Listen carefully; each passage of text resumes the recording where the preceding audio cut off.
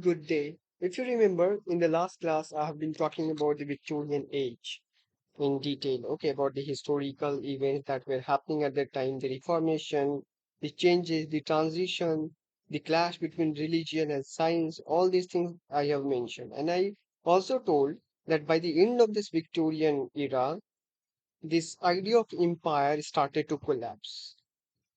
Okay, so there is this strong belief that the sun never sets upon the British Empire. That idea started to collapse and crumble, and the process of decolonization begins with this. Okay, now carrying forward that idea, let me come to this modern age. Modern age, as you know, that it is very traumatic, problematic phase because in my all the lectures if you have attended, you are aware that whenever next phase is coming, it is coming with progress. Okay, it is coming with a new technology, new thought, new philosophy, and many more ideas. But this modern age actually came up and bring with itself the chaos, the fragmentation, the dilapidation of everything, and destruction. Okay, and the most evident, the most important evidence for this is the two world war, the two gruesome, atrocious world war which killed millions of people. Okay, now let me go to the next slide. Yeah. So the end of the Victorian age. The growth of nationalism and democracy in 19th century England was politically conditioned to facilitate imperialist and industrial growth. It was the time of great material development, and this process was aided by political stability and social reform. Queen Victoria, who reigned over the English public for the major part of the century, became a symbol of prosperity and progress. Okay, but this all symbol by the end of Victorian era, this all prosperity, stability started to collapse with the with this Boer War, which happened between the South Africans and British, because South Africa, like India, it was also the colony of Britain, but they started to revolt, and these are the a few incident from where we come to know that now the colonies started to raise their voice against this British Empire, whether it is the 1857 mutiny, Sepoy mutiny in India, or the Boer War, and also the Easter Rising of 1916. These are all the evidence that the colony were no more able to bear this British regime. They are ready to fight back. Okay, empire rights back. That kind of situation. So this nationalism was always there in Britain since the time of Renaissance, but it doesn't have a proper picture. By the time it is a Victorian era in Britain, this nationalism has been defined in a proper way. Okay, that you have to look after your country, you have to fight for your country, and even in the modern time, this idea of nationalism is carried forward throughout this war time. What happened, if you remember, what happened is that people, these students who were studying, they were the teenagers, they are studying in colleges, schools, they are asked to participate in the war. For what reason? To show their nationalism. Okay, this was, irrational, very irrational point. Those teenagers who are studying at a school or colleges, they are asked to participate in the war for the cause of the nation, and they died actually. This actually brings in the martyr or the family of the martyr or those who survived after the war, a kind of disillusionment in them was there, that we fought for the country for what? For a medal? We lost so many classmates and my colleagues, everyone is gone. And this actually became a very important term in psychoanalysis, because if you will remember that Sigmund Freud was writing his interpretation of dream in 1899, and psychoanalysis begins from there. So this idea actually developed into the idea of trauma theory. Okay, trauma theory and criticism. Those survivors of the war, they were so much traumatic because they have seen people dying in front of them, so that trauma is something which were there with him forever. They were not able to negotiate with that trauma. And this is what you will see in Septimus in one of the novel of Virginia Woolf. He was also a war veteran. Okay, he committed suicide, and this traumatic effect somehow will be seen in the personal life of authors, because you see, Sylvia Plath committed suicide, Ernest Hemingway committed suicide, Louis Althusser committed suicide. Why? That was the time when people were not able to decide what to do and what not. They have seen people dying like flies. Okay, as flies are to the wanton boys, so we are to the god. That was the condition of modern age.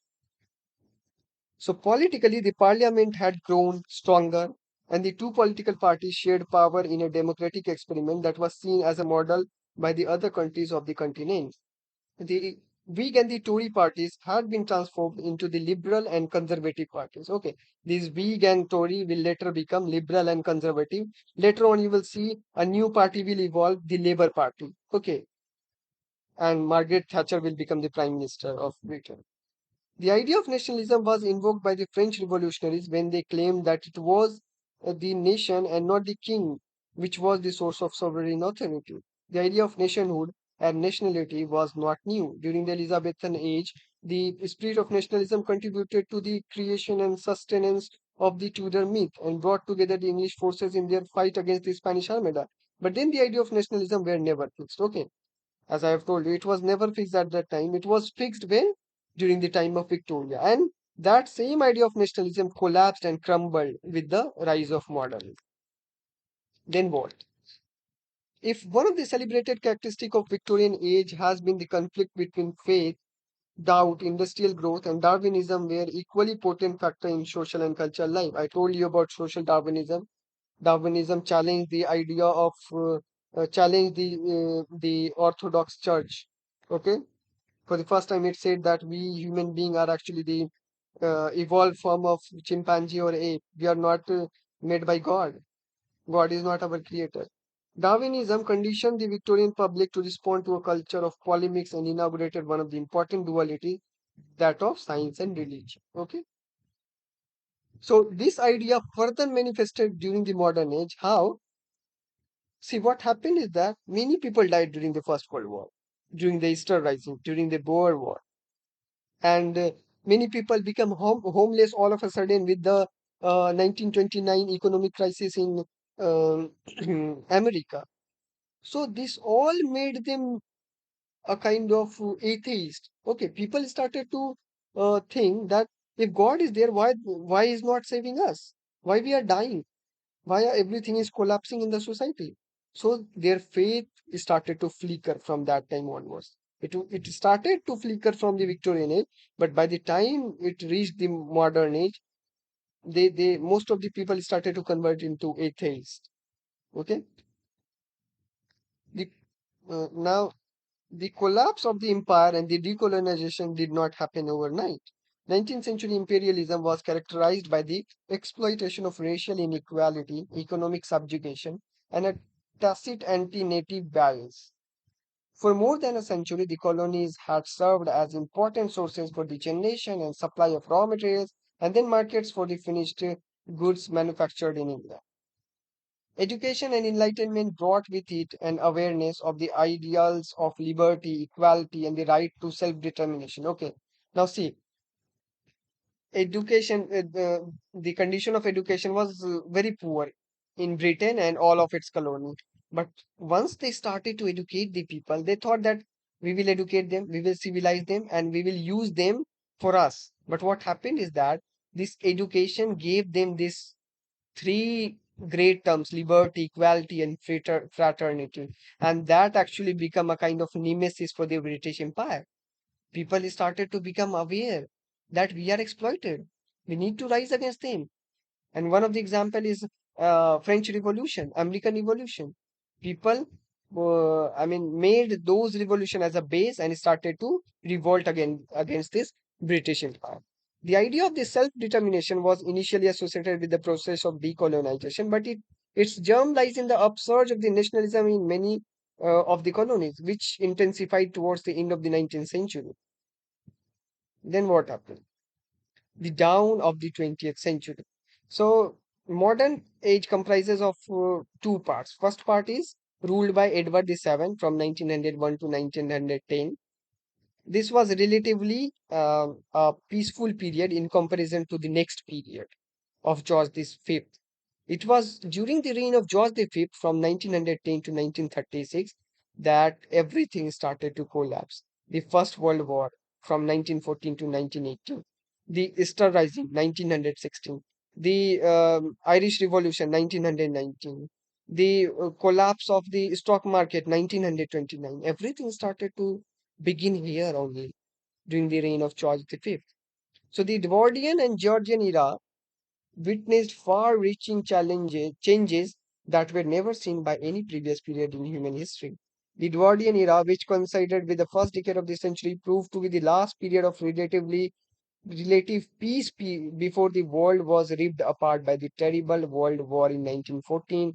It was also a decade of startling new discoveries in the world of science. The Georgian era was more troubled with the World War on one side and Irish problem on the other. It was a period of change not only in England but all over the world. By the end of George V's reign, the world had limped back to normalcy after one war and was almost on the brink to another. At the dawn of the new century, one-fifth of world's entire landmass was under British sovereignty. Okay, that's why they used to say that sun never sets upon British Empire because they were controlling one-fifth of the land, world's entire land. On the international scene, Britain was a supreme power and enjoyed her splendid isolation. It was a term coined to describe the complacency of the British people and their indifference to and isolation from the European countries. Now, this attitude underwent a change after the Boer War. I told you about this Boer War. Then what happened? Soon after the curtain was raised over the second decade of the century, Britain found herself embroiled in one of the worst wars the world had ever seen, the First World War. It was for the first time that the world was witnessing war on such a large scale. It was originally called the Great War and began seemingly inconsequentially with the assassination of Archduke Francis Ferdinand. This was the initial cause of World War, but apart from that, there are many causes behind the World War first. It is not as simple as that. That just the assassination of Archduke Francis Ferdinand brought this great calamity. That was not the case. There were other things working beneath it. Okay, so there were two forces. First were the Allies, and the second were the Central Powers. Okay. Socially, too, the war had tremendous impact. How? During the war, when there was a shortage of male workers, women took up jobs in factories and offices. Okay, they started to work in factories and offices. And after the World War came to an end, they said that we were working during the war in factories, in hospitals, everywhere. So why won't we treat equally to that of men? Why we will again go back to our home and just bear our children and household? So they started to, fight against this male chauvinistic, male dominated society. They said that we also want voting rights and everything else, rights equal to that of man. And finally, by the early 1920s, they got this suffrage, women's suffrage, okay, right to vote. Many countries granted women the right to vote. Another interesting social changes was the blurring of class distinction. This also happened during the war because what happened is that initially classes were divided into upper class, middle class, lower class. But with this World War, many people they were fighting in the World War. They were in the same trench, irrespective of their class division. So what happened is that this class distinction started to evaporate. Okay, this started to vanquish with the time. And after the World War, this class distinction all of a sudden, disappeared. Okay, the power of aristocracy was reduced, and the men who had bled for the country were recognized as the real heroes and were given importance in the government.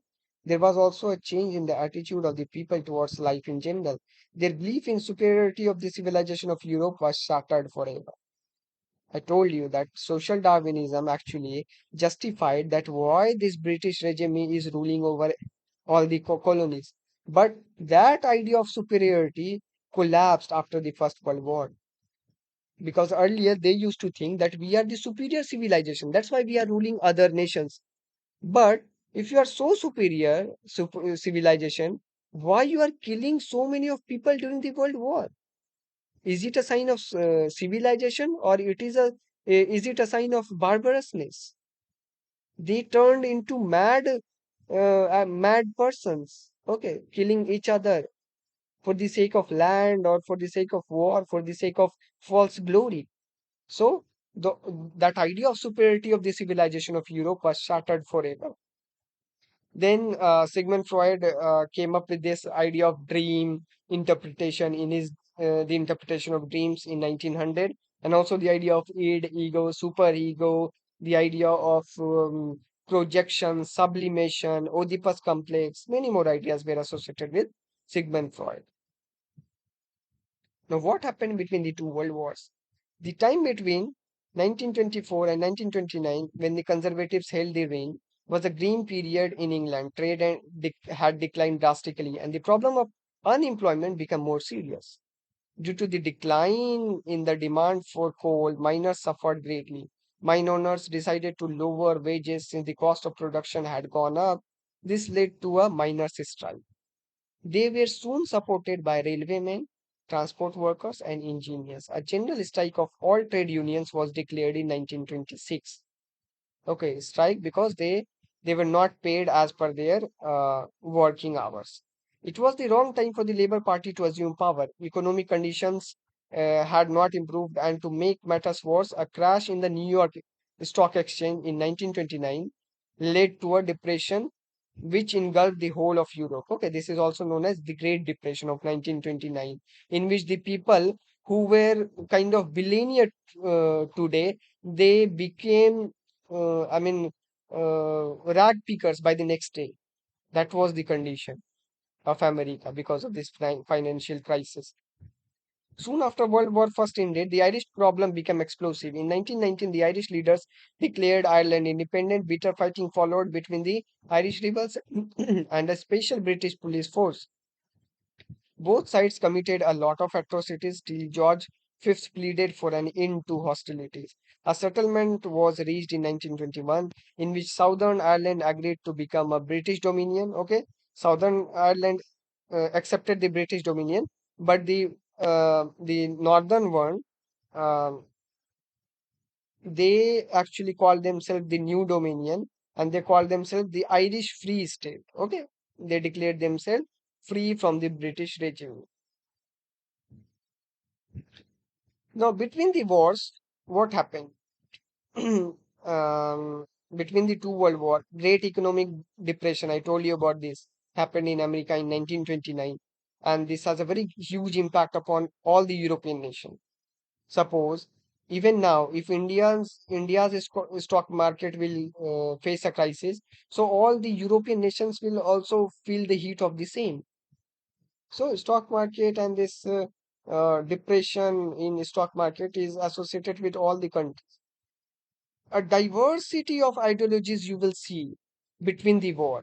Okay, the rise of different ideologies such as fascism, communism, socialism. Communism was rising in USSR. Okay, Soviet Union, Russia. Then fascism was also there. Lenin, Stalin, socialism, Catholicism, humanism, all these ideas started to emerge during that time because people were disgusted with the all other old ideas. Okay, they said that those ideas are fake. Now we have to come up with new ideas because those ideologies are not able to define or not able to justify why these world war are actually happening. So they came up with this idea of fascism, communism, socialism, structuralism. Okay, society appears to be breaking down, a more fragmented society. Sense of loss, especially of a moral order. Women and working class became more organized. A mass consumer society develops. Okay, mass consumer society especially developed in America, and later on, this consumerism culture rises in all the European nations. What about the literature between the wars? Writers looked for new forms to express the chaos, such as Virginia Woolf's use of stream of consciousness, James Joyce's use of stream of consciousness, surrealism picturization of the events. Okay, avant-garde experimented with new forms of expression. Influence of Freud can be seen in the literature. Birth of modernism, jagged line and free verse, complex cultural and literary allusions and myth that you will see in the works of T.S. Eliot, The Wasteland. Spirit of fragmentation will also be, you will see in the works of T.S. Eliot. Founding of Penguin Books to revive the classics. These all things happened during in between the wars. Now there were many movements also flourishing at that time, such as post-impressionism, then Georgian poetry, imagism, symbolism, vorticism, then cubism, surrealism. All these movements are associated with modernism. Kindly read all these movements from UGC-NET net point of view. These are all very important. So with the opening of 20th century, a new school of painting made its influence felt. This new school called Post-Impressionism was inspired by French painters. And this Impressionism and Post-Impressionism was very much influential in the works of Virginia Woolf. She was very great adherent to these ideas. Okay, her works are. Its artists made interesting use of vivid color and were not afraid to distort the form of their subjects in order to create artistic effects. This style was in sharp contrast to the Victorians' attempt to reproduce faithfully the object that he was studying. Okay, this was in a contrast. Everything that came during the modernism was against the previous, era, that is Victorianism. Beginning about 1905, a group of writers and artists met frequently in a section of London called Bloomsbury. Okay, these writers and artists actually call the member of Bloomsbury group. So in this group, you will find Lytton Strachey, Virginia Woolf. Then there were other writers associated with Bloomsbury group. The leading poet of the early 20th century were known as Georgians. Okay, such as Robert Brooke, John Masefield, D.H. Lawrence, Wilfred Owen, Robert Graves, they were all called Georgians. At the same time, a few of them overlaps with the war poetry, okay, war poets. The distinguishing feature of modernism was its experimental quality, okay, experiment like that of fragmented poetry, mythical illusions, then use of stream of consciousness. All these things you will see in the poetry and novels of that time. There was this rise of imagism. Okay, uh, Ezra Pound came up with this idea of imagism. Then from French symbolism, T.S. Eliot and W.B. Yeats was very much inspired. So in France, Stephen Mallarmé, then Paul Valéry, they were the follower of French symbolism. Now, those French poets, they were inspired by the poetry of Jean Baudelaire. Okay, Baudelaire. They were the follower of Jean or Jean Baudelaire. Okay, so they came up with this idea of French symbolism. Now, from French symbolism, the English symbolists were inspired, such as W.B. Yeats as well as T.S. Eliot. Imagism was started by Ezra Pound. Later on, you will see T. Hulme was there. Okay, and other writers were associated with Imagism, and they rejected the Romantic and Victorian poetry. Imagist poet, they actually rejected the Romantic and Victorian poetry. T. Hulme, F.S. Flint, Ezra Pound, Hilda Doolittle, Richard Aldington, they were all associated with Imagism. There is a very famous anthology edited by Ezra Pound, um, that is known as Des Imagist. Okay, Des Imagist. They were influenced by these Imagist poets. They were influenced by haiku poetry of Japan. Okay, the short line in haiku poetry, which was a Japanese form. So they were inspired by that. Then you will see that poet of the 1930s, which are also called who are also called pink poets or pylon poets, and also they are also known as Max Ponde group. So they were the poet writing during the 1930s. Louis MacNeice, W.H. Auden, Stephen Spender, C.D. Lewis, Christopher Isherwood, Rex Warner. These are all associated with the poets of the 1930s, also known as Max Pondegrove. Then comes the poet of the 1940s, which are also known as new romantics.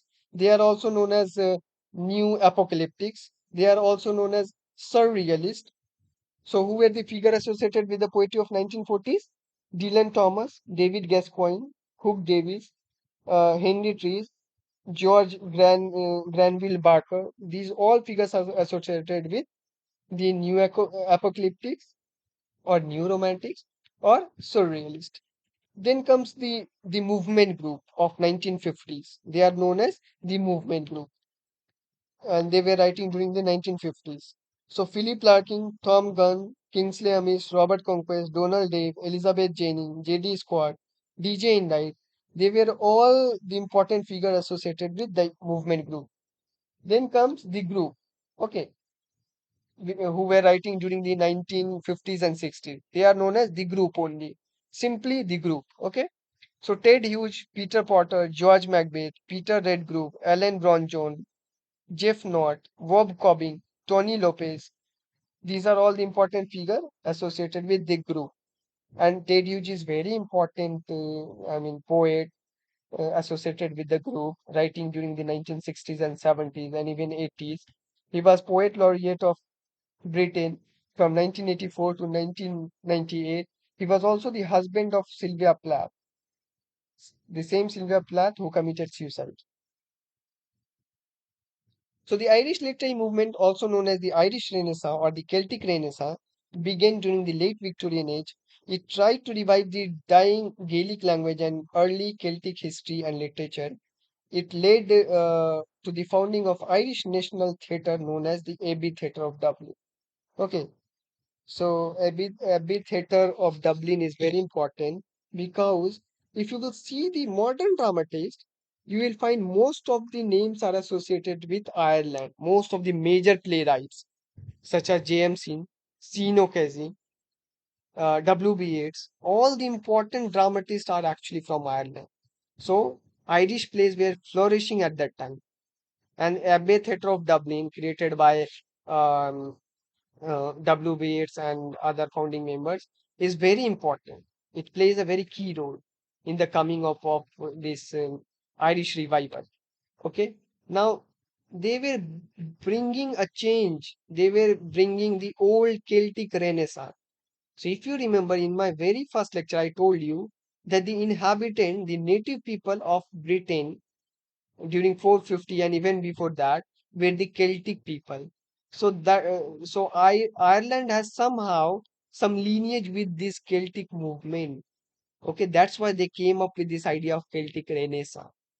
Okay, in the world of art, Pablo Picasso had become the world's most famous painter and was responsible for creating a new style called Cubism.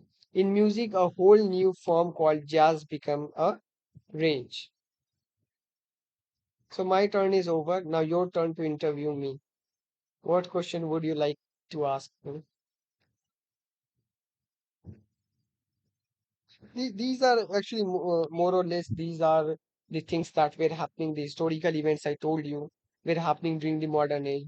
Apart from that, in theory and criticism, you will see the rise of new criticism, Russian formalism, structuralism, then the idea of socialism, communism. These all were rising during that time. That's how Hitler came to the power during the Second World War, which happened between 1939 and 1945. Okay, so Hitler gained the power in Germany, and he became a kind of autocrat. So and this a very famous and gruesome event which took place in Germany was that of Holocaust, in which 6 million Jews were killed in the gas chamber. Okay, they were killed by Hitler because of his order. So Hitler came up with this new idea of nationalism. Okay, on the other hand, other countries were trying to follow this democracy, and they were starting to go towards a kind of progression. Hitler, on the other hand, came up with this fascism, okay, where he made a particular person, and here he himself made himself a god-like figure, that okay, I am the god, you have to follow me.